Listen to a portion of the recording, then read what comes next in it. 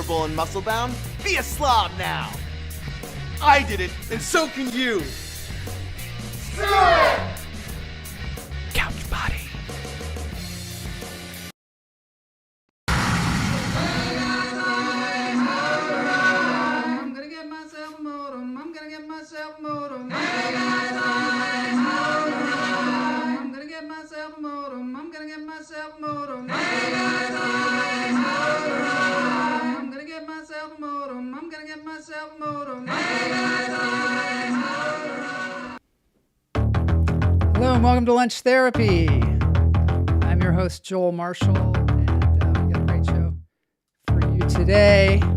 We have Marlana Marie on the show. She's a comedian. She's a host of the Hollywood Comedy. She is a fantastic individual, and I think you're going to really enjoy the show today. At the top of the show, I like to talk about some stuff that's going on in the Hollywood or the, comedy community, anywhere in the United States, anywhere. So today, we're going to talk about Dean Lewis. Dean Lewis is a comedian in Texas, in the Dallas-Fort Worth area. And he's got something that's called the 30-day challenge. And let me show you what it is. He's doing it in December. It's the 30-day joke writing workshop. He sends you an email every day with a style of joke, breaks it down, explains it to you, and then you have to send him back 3 jokes in that style. And he does this for 30 days straight. It's a really great thing. And then on Saturdays, you meet with him on Zoom with the other people that are participating. It's only $199. It's a bargain. You end up with 90 jokes, some of them funny even. So check that out. All you have to do is email Dean at deanlewiscomedy.com, troll him there, and get yourself in that. I'll be in it. Sometimes Judy Carter is in it. The great Judy Carter, incredible joke writer herself. Hoy Guignel is here. Hoy Hummingbirds. Hoy Just Jay is here. Speaking of that, we have the show Saturday night. Saturday night is the big night at the Stray Theater. We're going to have something called Laugh Therapy, which is a live version of Lunch Therapy with some of the greatest comedians in Los Angeles. Ginny Sykes, Howard Aronin. These are their tarot cards behind me. Mike Knox is going to be in it. Lena Green. This is going to be a really special night. So tickets, there's a link in the show notes. You can still get tickets for it. It's 7 p.m. Tomorrow night, which is Saturday, November 22nd. The show's going to start sharp at 7. Zach Binder is going to be in it with Ticklemuff. And then Jay Patterson, unfortunately, won't be able to make it, but we'll get her into another show in the future. She was coming all the way from Kansas, but life can be hard, but she's a trooper. You can see her any Tuesday on this show, Lunch Therapy, at noon. We do a contest, we banter, we have a lot of fun. So I hope to see you there at the live show on Saturday. I will be there. My assistant Boney will be there. Hopefully someone will bring a cat, because we like cats around here. Now, I want to say thank you to our Patreons. Patreon is an organization where people can donate or support their favorite independent media.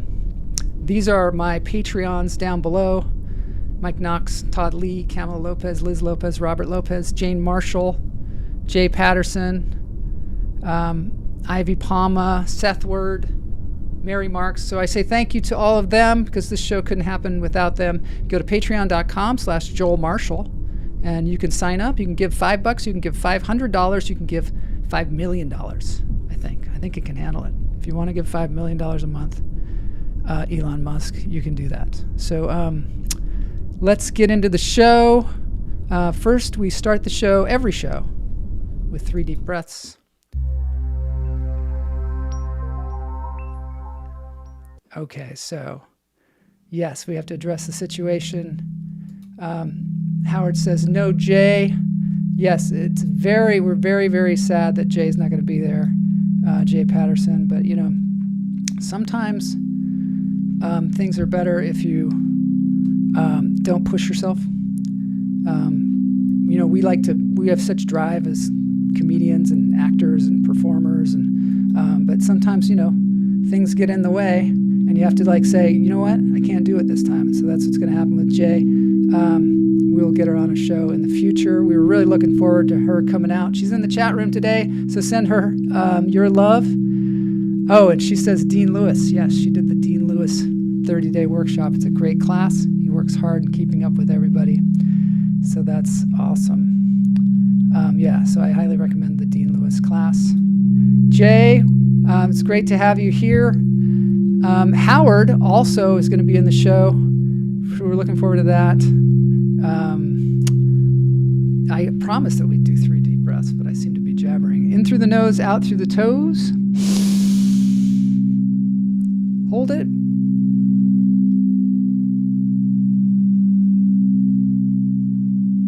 Let it go.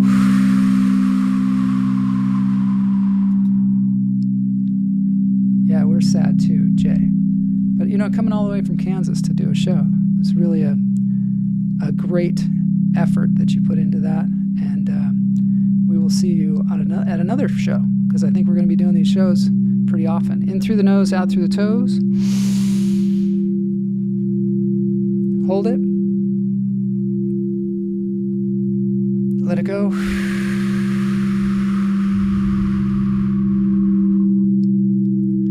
In through the nose, out through the toes.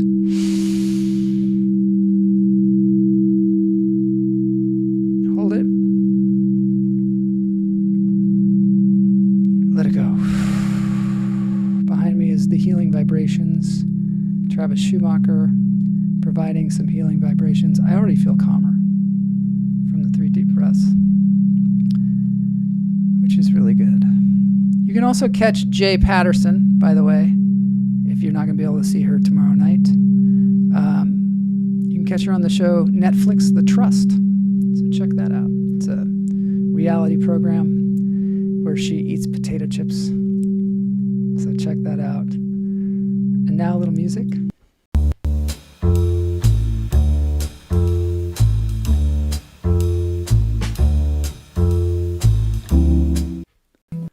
This is one of our favorite handpan players, Mystic Hang, or Hong, as they say.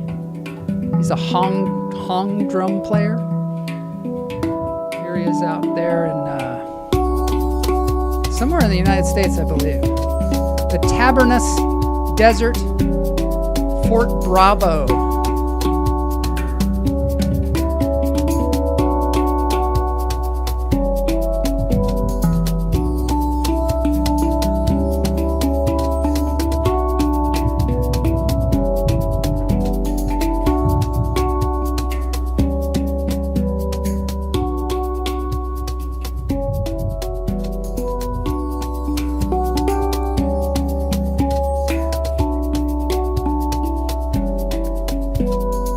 Got a handpan recently.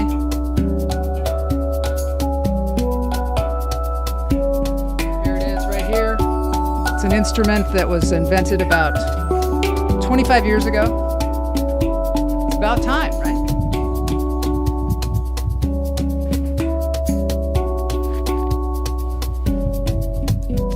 All right, now it's time to get into the meat of the show. The main reason that we're here. Little introduction here.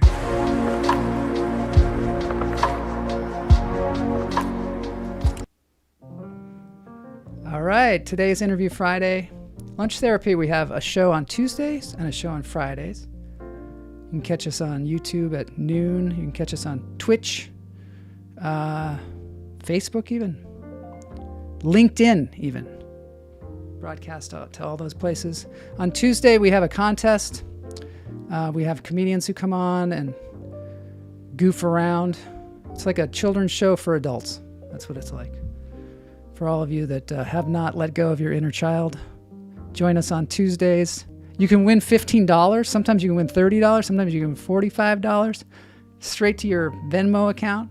If you're a trivia master, we've got some incredible trivia players on that show.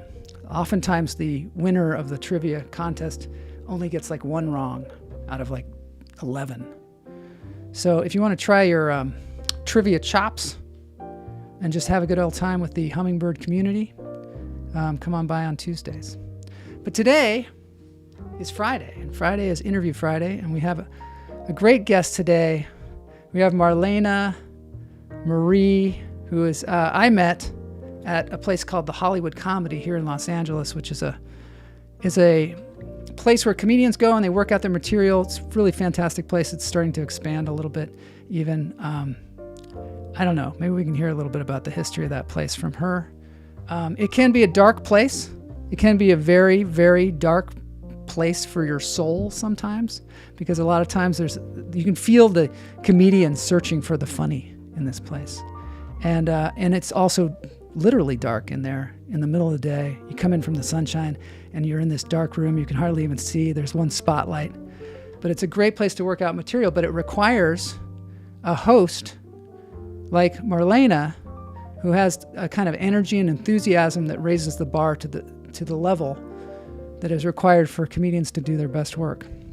So I'm deeply grateful to her and some of the other people that host over there, because it makes a huge difference.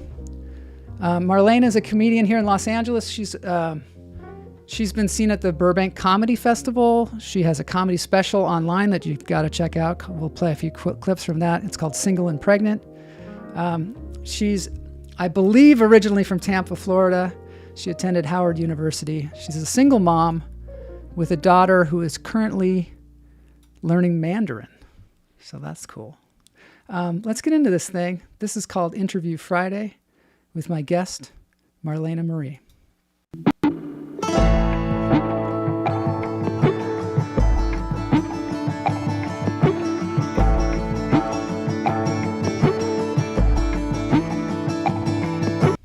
Single mom of a 6-year-old. Oh, y'all ain't got to clap for that shit. No, it's okay. It's okay. This is Hollywood. I know y'all don't like kids. It's okay. I know that. But I also know if I was to say I'm a mom of a puppy dog, y'all would have been like, oh my God! That's amazing. She's so brave. How does she do it all?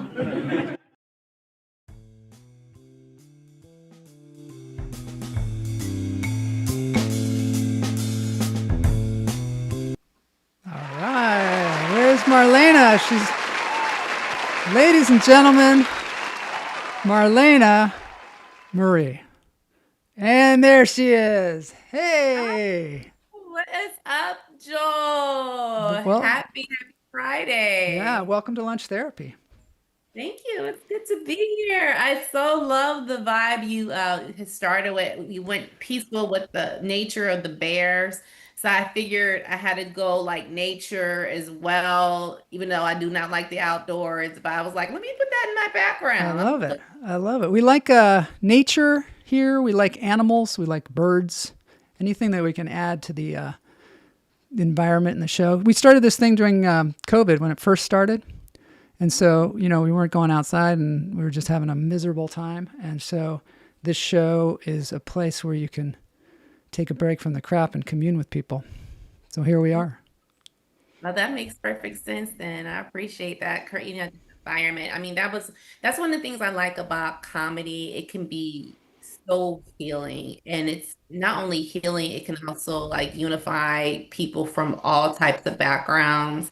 And that's one of the things that really got me into doing comedy, is the aspect of being able to touch people's lives in a positive way. I mean, we're all kind of stressed, and especially during COVID. I mean, we all were on a level of stress we'd never seen before. Yeah. So for us to have like these moments to say the like, oh, I see that. That is me. Like, yes, is great. Super important, I think. Do you ever go into a comedy situation where the crowd, you're like, these people are not going to get me, and then you get up there and they do? Yes. Isn't that great? That one of the places that used to happen to me was I've done comedy for over 12 years, stand up.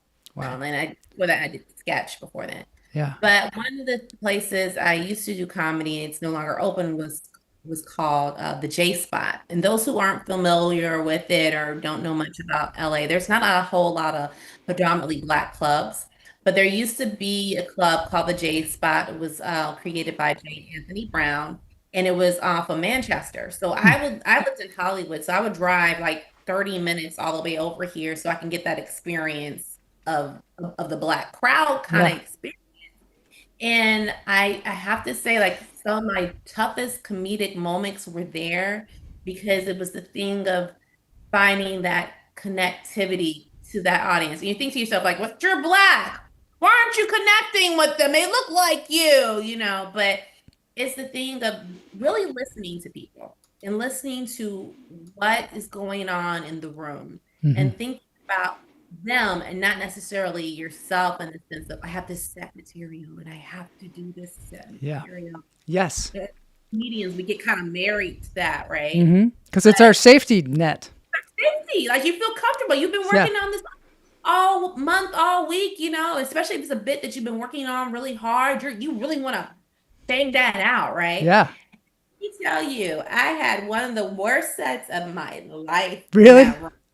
And then and the thing is, when you do a Black audience, right? When you do a Black club, you're not only going to get clowned or like be embarrassed by the fact that no one's laughing. The comedians after you are going to talk about how shitty you were. Really?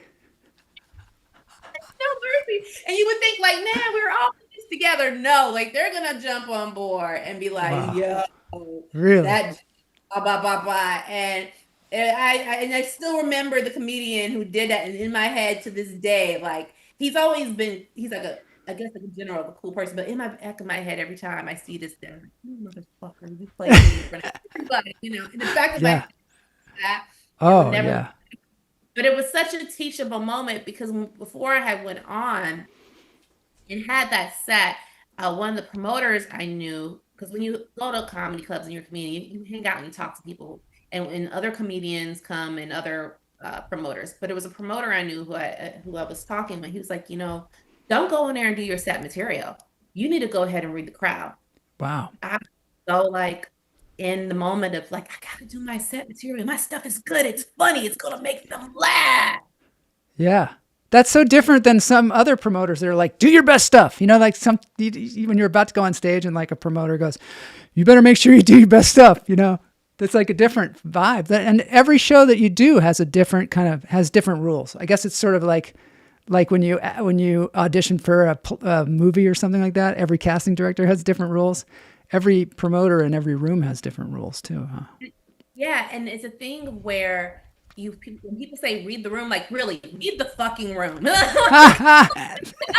no, really, you need to read the room and see what's working because you'll have those times where you can get up there and do that set material and stick to that and bam, bam, bam. Yeah. But I tell you, that night there was one of those nights where people were tired, where you felt like the energy was constantly just getting sucked out, sucked out, sucked out, sucked out. And if you didn't feed that energy that was already in that room and like catapult off of that, you're gonna have it like one of those kind of sets that were just like really awful like Yeah. I did. Sometimes the worst experiences, though, are the things that make you grow.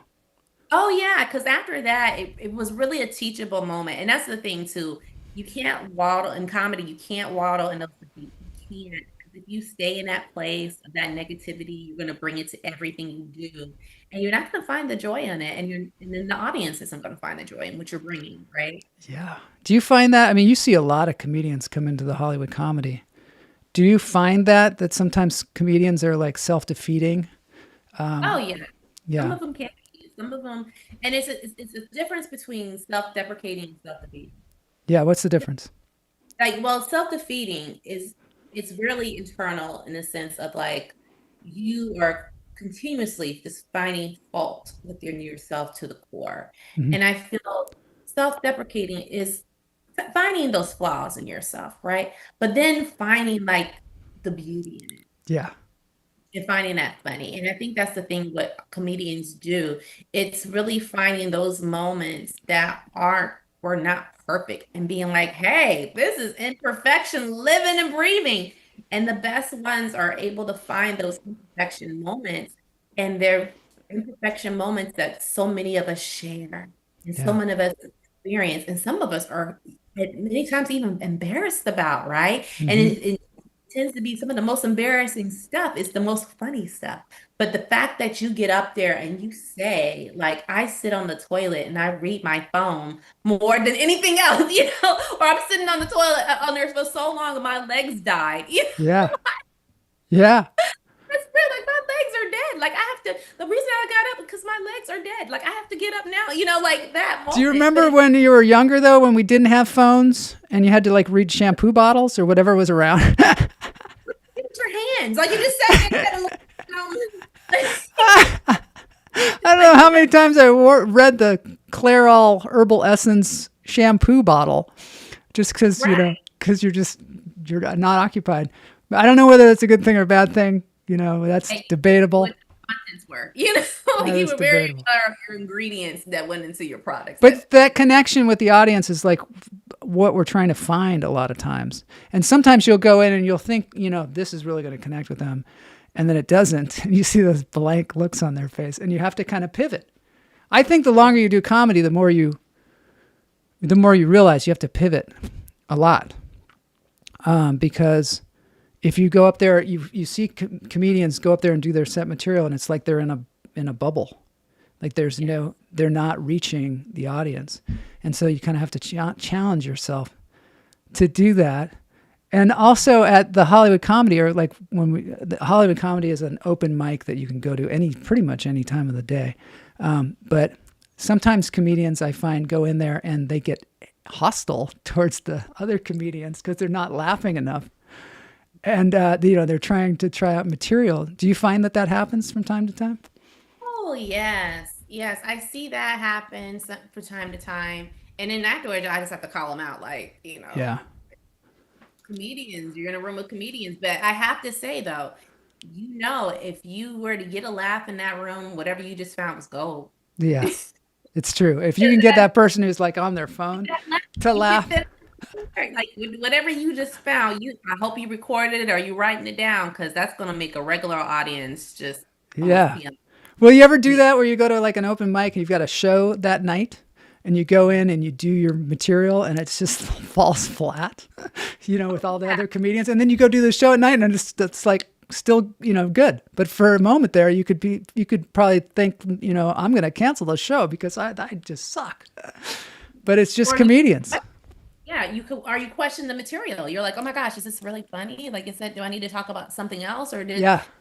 And I think that when you go into these rooms with these open mics, especially when it's nothing but comedians, you have to have that understanding that you're working on this material solely to see if it works or solely to get it out for yourself. Or sometimes it's just the thing of, let me just get this out and just see how it sounds out loud. But you got to have like some type of plan. If you're Yeah. solely thinking like, I just want to make them laugh, you're going to have a miserable moment. You're gonna be miserable. You're gonna be like, I hate this life. I hate it.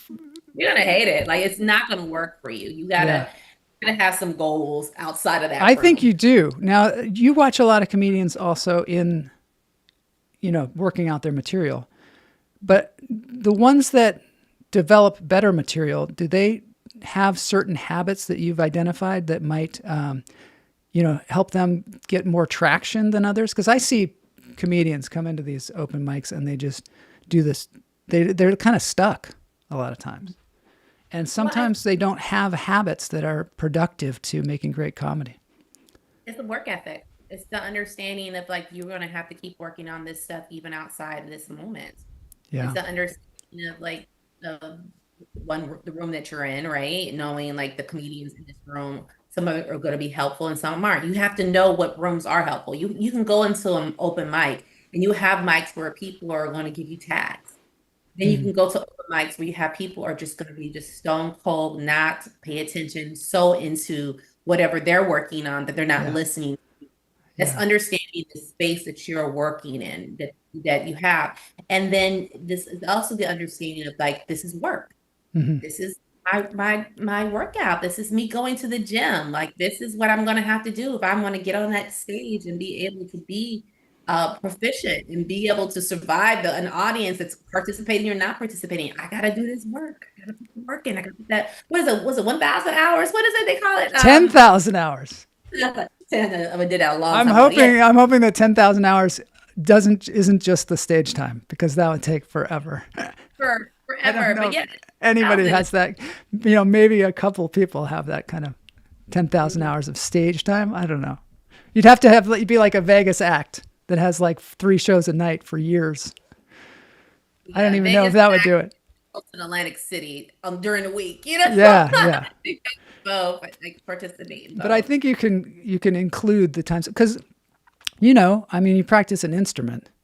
You practice it by yourself a lot, but you don't really do that with comedy. But you're always writing and always.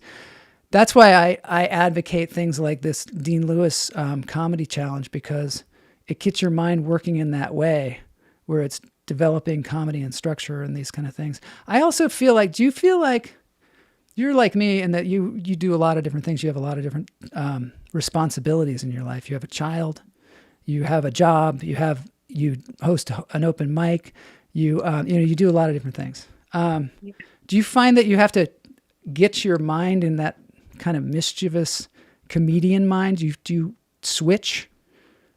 You do, because my mom mind is different from my comedian mind and what it tolerates. Yeah.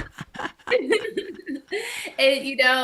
then I have my mind because I help take care of my parents. I'm most definitely like that sandwich generation where I'm telling my parents and wiping my own parents' ass. Like I'm at that point in my Yeah. life. Yeah. And so you have to be able to click over, click over, click over, and be able to be in these different lanes and hop in and out to be successful and be able to function in both. Because the stuff and the way I speak on stage is never the same way that I speak to my daughter. The tone I have. Like, first of all, I don't curse at my daughter at all. I curse Yeah. at my on stage. I'm a slut.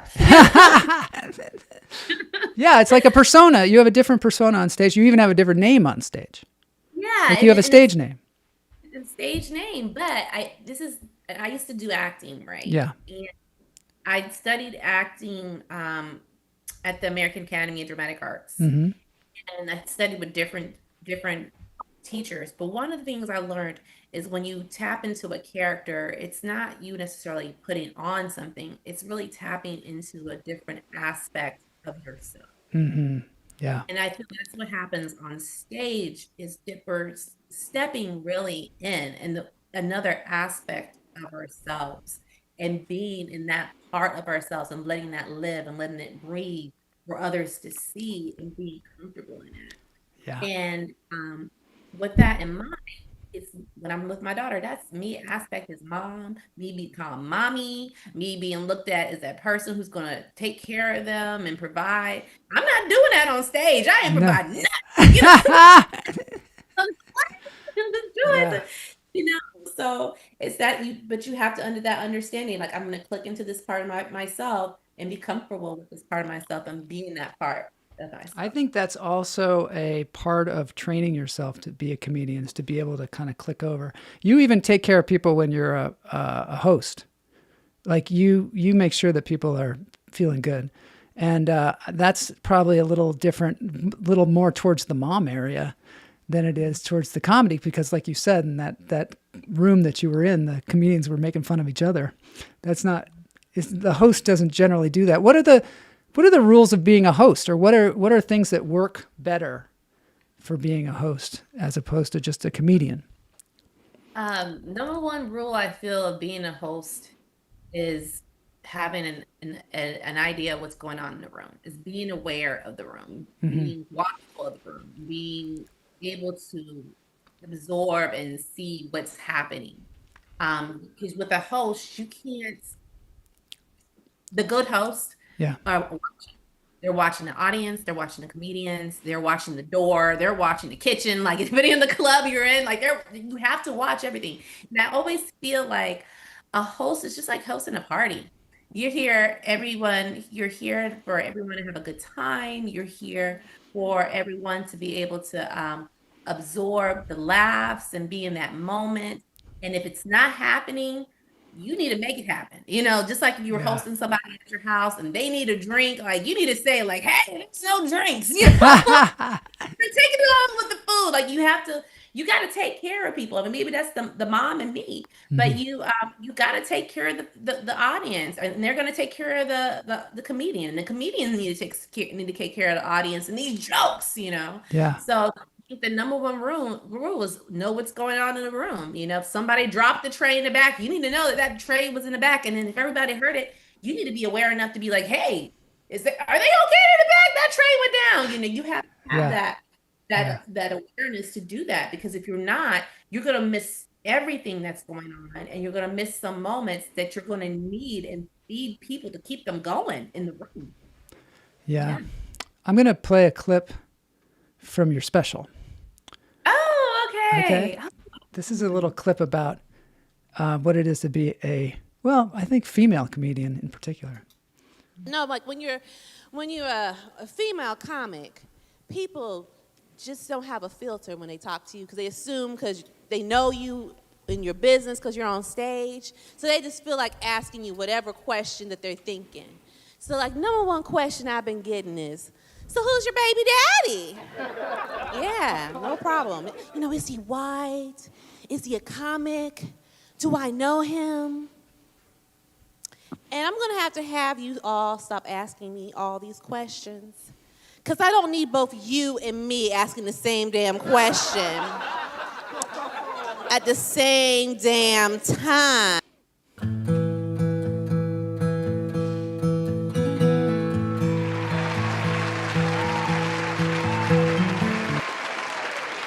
Oh, she's not here. Where is she?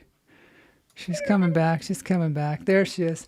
So yeah, I love that, because being a female comedian is a particular thing that is, I think, a little bit more difficult to navigate sometimes than it is to be a male comedian. Can you speak to that a little bit, and also to the persona that you have on the stage? Because obviously, you're a different person than you are in life. Oh, yeah, you know, the thing is, when you're a female comedian, people still see you as a woman, if that makes sense. It's still like when people look at men comedians, they're like, is he funny? You know, they're just looking for the fun. Yeah. But when it happens with what happens with women comedians, they still see us as women first. And whatever woman means to you, either it means mother to you, either it means, you know, the sex goddess or whatever it is, they see that first, and then they're like, okay, is she funny? You know? Interesting. And you have to get over that first. And so I tell people, or I tell other women comedians, is you have to be able to really hear the audience and be aware of the fact that you are the woman in the room. And sometimes it may be even comfortable addressing the fact that you're the only woman on the show. Mm-hmm. There's ever a show being put on where someone's like, oh, I got enough men. They're like, oh, I already got enough women on my show, or I got enough black people on my show, or I got enough Hispanics, I already got my woman, or I got my Hispanic. Like, they don't say that about men, you know, but they don't say that about men. And so many times when you look at a flyer, you'll be like, one woman. Because there was only one woman available in comedy. Yeah. No. Of course it was not. just like, oh, we got our woman. Yeah.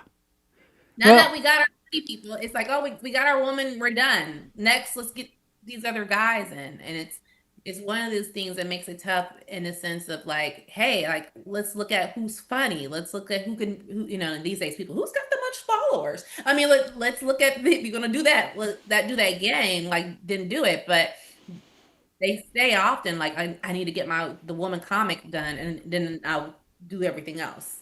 You know? Horrible. That's horrible. And do you find yourself ever going into material that is more vulgar because you want to play with these dudes who are kind of vulgar? Or what do you think about that?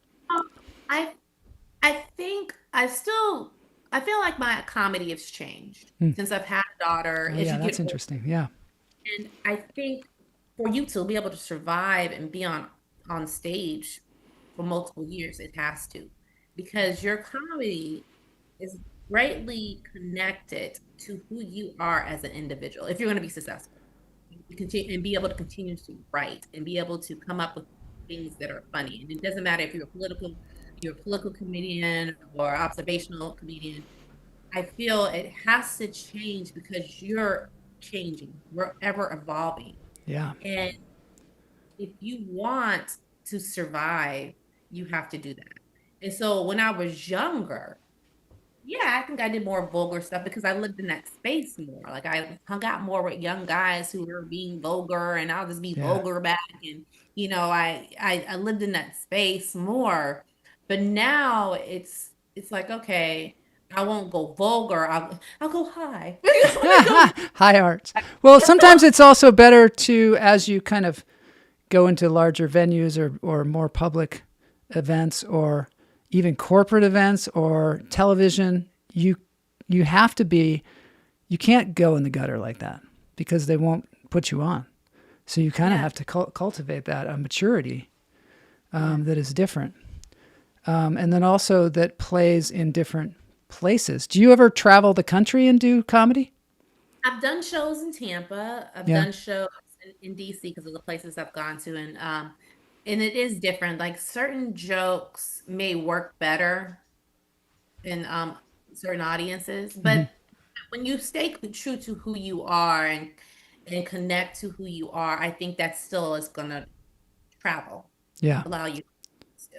It's when you start getting into local colloquialisms that people are, oh, the valley, or you start saying something like that. If you're gonna go that route, you need to be aware of what's like the valley. Yeah, you're gonna have to find that wherever you go. Right. Yeah. You're gonna have to do that. But if you're doing jokes that are centered at human beings being human beings, then I feel like those can still travel and be still impactful in a way that's funny. Yeah. I'm gonna play a clip that's a little bit more like you as the parent now. You ever heard of the American Girl doll? Oh, man. She costs like $200. She does. And you would think for $200 she could what? Walk? Maybe talk? At least piss on herself, right? You know what she does for $200? Not a damn thing. At least when we were kids, dolls had the decency to act like they were going to go to sleep, like the eyes roll back in head, pop back open, roll back in head, pop back open.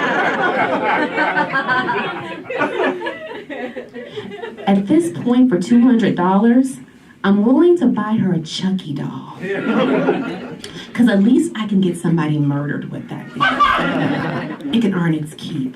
Imagine you have your little Chucky doll at home. Come home to it. Hey, little Chucky. Get it out of the cage. Got a little list of souls for you to steal. And Uber outside. Good luck stealing souls, baby. Number one name on the list is Baby Daddy. All right, y'all.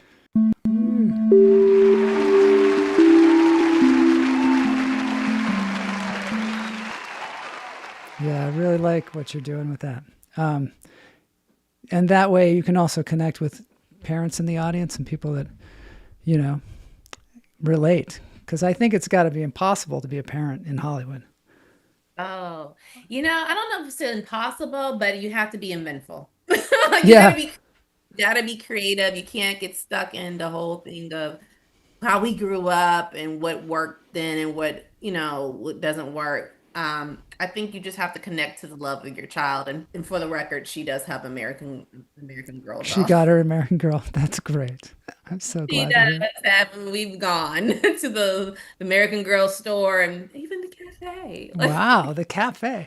I do want to. I want to ask you why you got into comedy, and you went to Howard University, and then did you move out here after that, or what is your trajectory, and how did you end up doing comedy?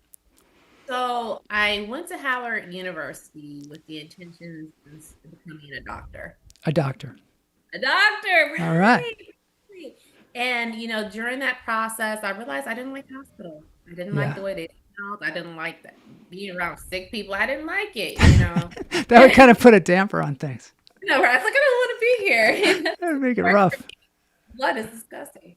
Because I did a few internships. I've worked at a few hospitals, and I did both aspects of research and being in practice. And I was like, this isn't for me.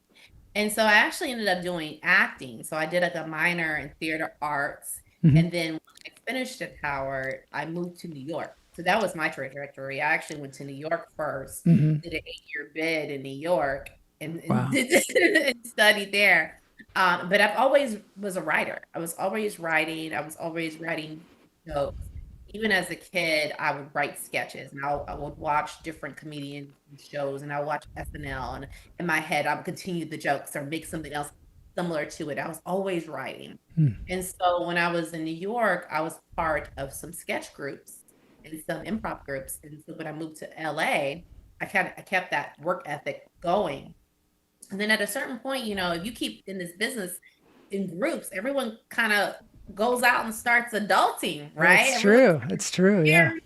start having kids. They start being like, I gotta pay real bills or live my parents' dream, not mine. Yeah. It's fine. So I end up coming into doing stand up from finishing up from doing sketch comedy with the idea of like, this is something I can do on my own.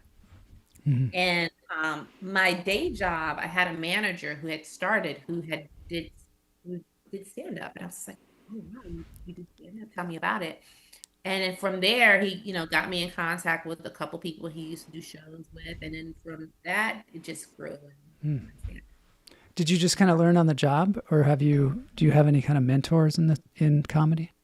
Yeah, so I took some classes. One of my favorite people I used to study with David Arnold. God rest his soul. He passed away a couple of years ago, but Hmm. I took his classes a few times, and he was just an amazing. And you said his name is David. Was David Arnold? Yeah, he has a few Netflix specials, and he was one of these comedians who gave classes. Like he taught classes. He's teaching over there at the Ha. And he would have us all work on our things. He brought back your recordings. Is that him? Yes, Nice. yes. A little bit after COVID, he passed away. Terrible. But he was one of these teachers who was able to look at what you had and help you find the funny in it. He wasn't one of these ones who were like, you should do it like this, and you should cram a premise, cram an idea into you. He wasn't like that. He looked at who you were and what you already had and was like, okay, let's find the funny. Yeah. And he had this premise of, or not necessarily a premise, but this ethic of, a joke is like polishing a shoe. The more you work on it, the more you polish it, the shinier it gets. Wow. And I've always had that idea when I work on a joke. That way, it doesn't get stale. Yeah. If you're continuously working on it and polishing it and making it better, it doesn't get stale. If anything, it grows because sometimes you find something else that you originally didn't even see when you started working on the joke. Yes, that happens to me. I that's what I love about doing like open mics, because you can go in there and kind of come at something from a different angle. And then you find all this other stuff, but it's only because you kind of journey to that bit of yours. It came in from another viewpoint, I guess. And then all of a sudden you find things. You're letting it breathe. Yeah. You're letting it breathe. Sometimes you have to walk away from it and then come back to it. Those are the best ones that you like wrote some time ago and you come back to like, There's something here. How do you, or maybe you changed and now you have a different viewpoint on it. How do you keep track of all your material? Notebooks. I'm still old school. Yeah. I still write now. I see people, I'm always amazed at the ones who pull out the computers and start typing. And I'm like, I don't live. But doesn't that make it harder to organize? But it's like the old notebooks and the old pads, like that is still me. Like I'm old school. I was born in the 70s. Like I deal with technology, but I don't gravitate to it. Yeah, I can understand that. I have the note cards on my wall where I put all the bits on the wall. Like, because that's how they do it in the writers' rooms, is they just put note cards on the wall. And I don't know who turned me on to that. I think I saw Mike Birbiglia doing it or something like that. And I was like, oh, that's good. Because then you can just look at the wall and be like, oh, yeah. The I've never tried that. I might steal that It's one. pretty good. It's pretty good. And it's a physical thing. I've got them, like right on this wall over here. And I can just pull things off. And here's one that says, "My wife likes to follow me." And, and then it's just a little reminder of something. And then you can write bits on the back, like little notes about them. It's helpful. And sometimes you can even grab just a couple of cards and go off somewhere. And that's my routine, see how they fit together. Yeah, it's kind of cool. I like that. But I also use the computer. I, make the notes on the phone like people do. But I never go up and read from the phone. Because for me, I like to video it. Okay. And just because then you have this kind of record of things. But some people don't like that. But I think video is good because sometimes, especially because of my face, I make expressions sometimes. Yes. Yeah. And if you don't do it, it doesn't get sold the way it got sold in that moment. Have you ever, I find that sometimes, and maybe it has to do with the audience, but sometimes I'll do an act that's very physical or a lot of expressions because the audience is enjoying that and you can tell they're enjoying it and it just makes you do more expressions. You have a really expressive face, like that thing you were doing about the doll and all that stuff. Do you have to push yourself to do act outs? Or is that something you consciously do? I have to be aware of it because I'm in a sense of like, okay, this worked, like this act out worked, but I don't sit here and say like, this should be an act out. Yeah. Like it organically it happens. And if I see that it worked organically, then I'll do it again and keep polishing it and making it more specific to that moment. But I don't say like, I should do an act out. Now I will do an act out. Put it on again. Open again. I don't. It's just like something that I found right from working on it and realized because I videoed it, recorded it. Yeah. That worked. Like, oh, they love that. If they think about I do bigger, like, oh my God, they love it. Sometimes it's good to challenge yourself to be like, as a comedian, I go all the way down to the floor. I go all the way down to my feet. So I'm not just a head just talking in front of a microphone or whatever, like we are right here, talking heads. I think that's where my theater training comes in because your body is your instrument. Your body is your instrument. It's true. And that's ingrained in me, like in everything I do. It's like ingrained in me, that training I had. And so I think I've brought that to my stand-up. So I've always felt like everything I've learned and worked on leading up to here has made me be a good stand-up. Do you think there's a plan in life for you? Do you think there's something that you are always looking for that is like, what is my purpose? How do you look at life in that way? I think we have our purposes. You think what? And all of us have a purpose. And it could be multiple purposes. I think what the problem is people just get sold on, I have one purpose in life, but I think it's multiple. I think it really is multiple. I don't think necessarily it's one. I think you can have multiple purposes. It's like you multitask. I really do. So I don't think there's this one. I think it's multiple purposes. Are you someone who has any kind of belief system? Are you? Oh, I believe in God wholeheartedly. Yeah. Do you pray? Do you actively? I actively pray. I actively teach my daughter prayer. She actually just had a show doing theater in school. Oh, yeah. And had a show a couple days ago. And I was like, before you do, you pray. And I think, especially being in this business, it doesn't matter what level you're in, you have to have something that's greater than this to survive. Yeah. And if you get stuck into what this is, I think that's when people lose it. Yeah, people lose it. Are taken in by the business and chewed up and spit out because they don't have a belief system that's beyond this. I think it's very important. And I think as a mother, as a parent, it's important to have and teach some type of belief system to the child with the understanding of, though, this is the belief system that I'm passing on to you. Now down the road, I mean, if she wants to become a Buddhist, she wants to become a Buddhist. Yeah. Maybe that's her. Maybe that's what she's supposed to do, or what's right for her. But as a mother, I feel it's important to give them something larger than them and us together for them to move forward and be able to survive this world. Because this world we live in now, I mean, it's just, woo, will it chew you up? Yeah. What do you think about the climate of the world right now and being a comedian? Is it a good time to be a comedian? Is it a terrible time to be a comedian? What's your feelings about that? I think depending on where you are in your journey. I think it depends on where you are in the journey. Some people feel like this is a great time to be a comedian because they're like, oh, you can get on by using YouTube, you can get on by using Instagram. It's not solely put in front of casting directors and put solely in front of agents anymore. Like that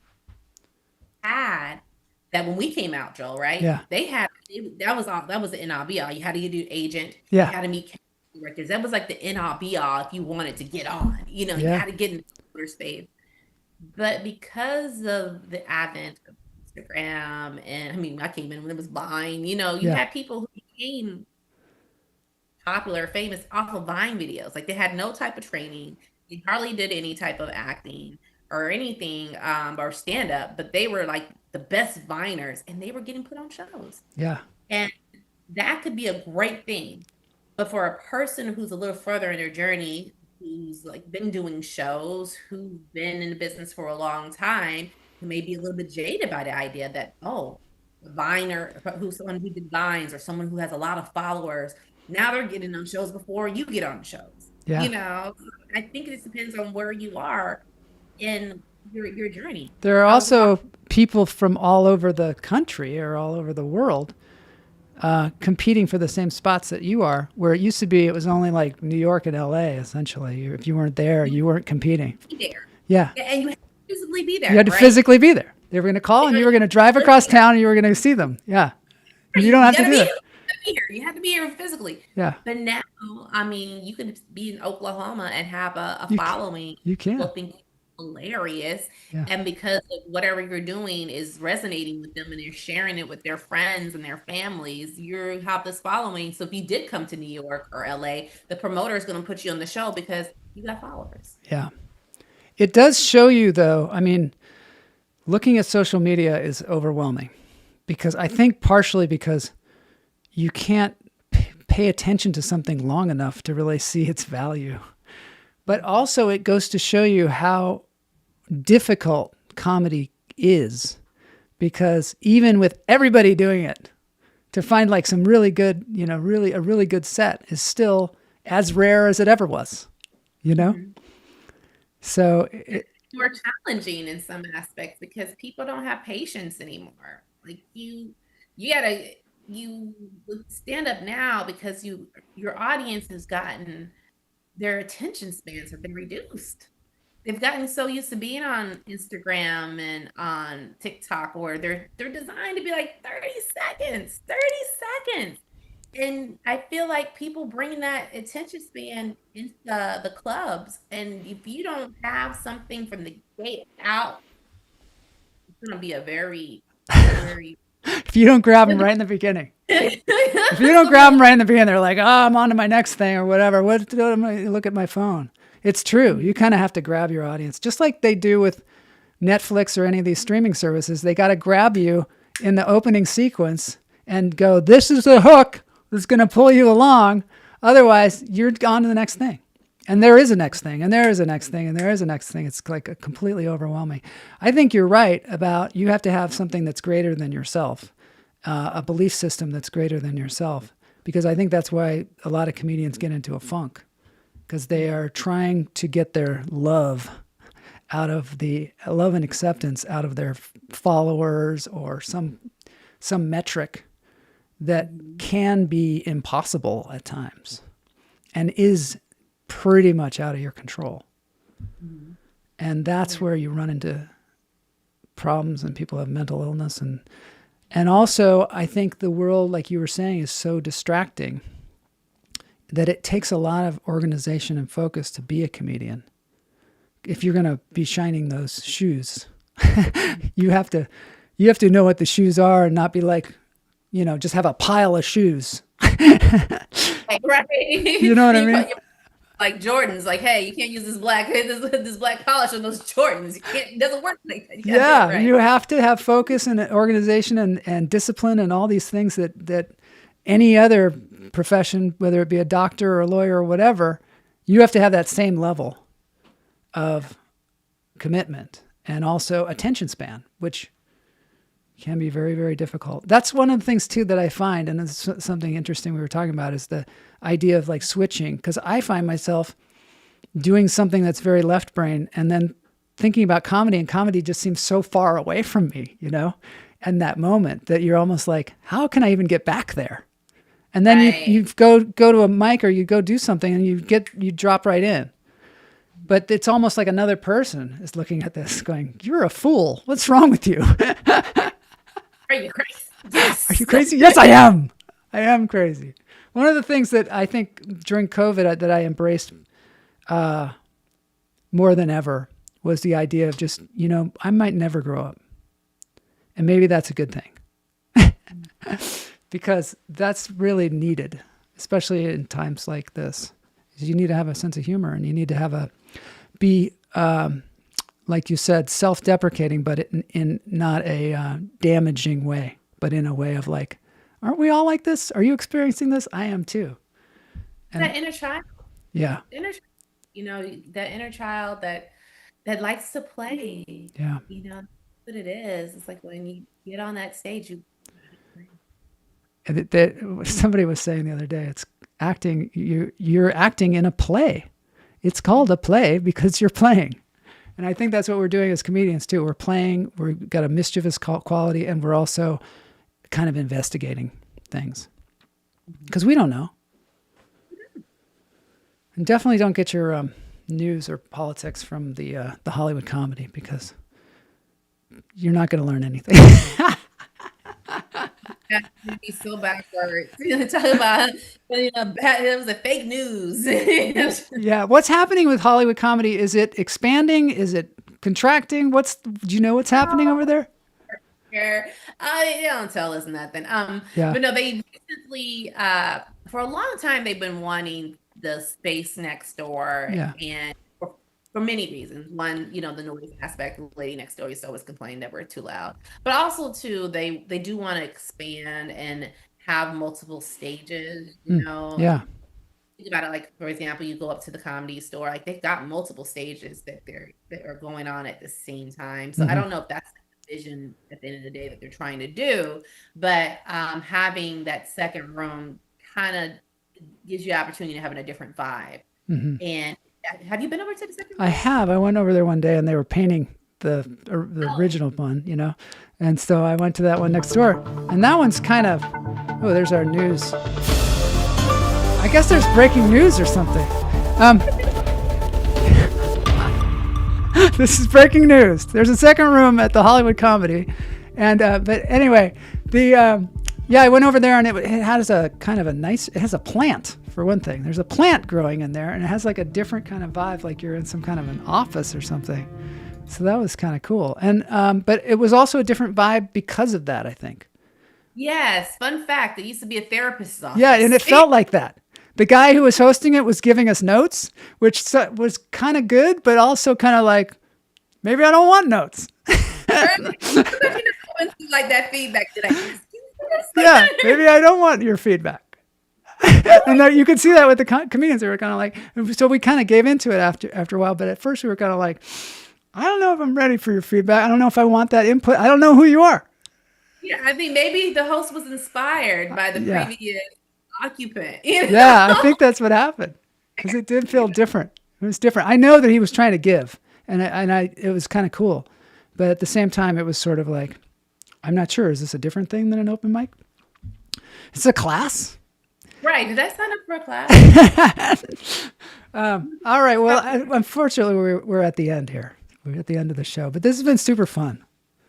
Yes, I really appreciate it.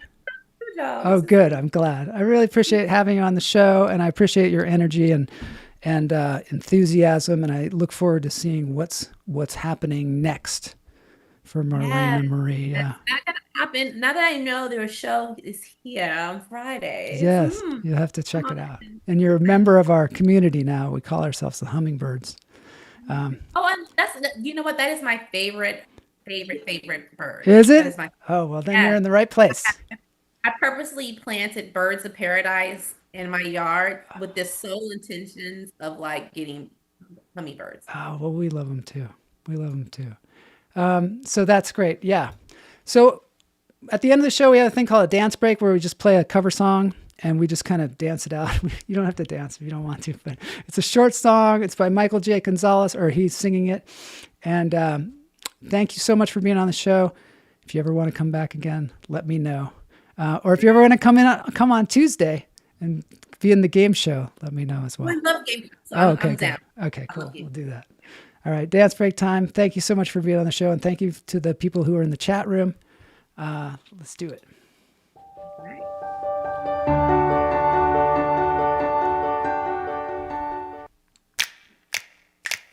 We're gonna ride till we fall. They say we got no future at all.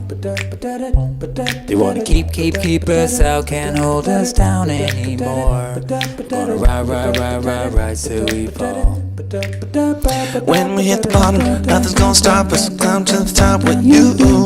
We could be the greatest ones who ever made it. Yeah, I could be talking you. They're tryna hate, but we won't change anything at all. Oh, we're gonna rise till we fall. They think we just dropouts, Living at our mom's house. Parents must be so proud, they know it all.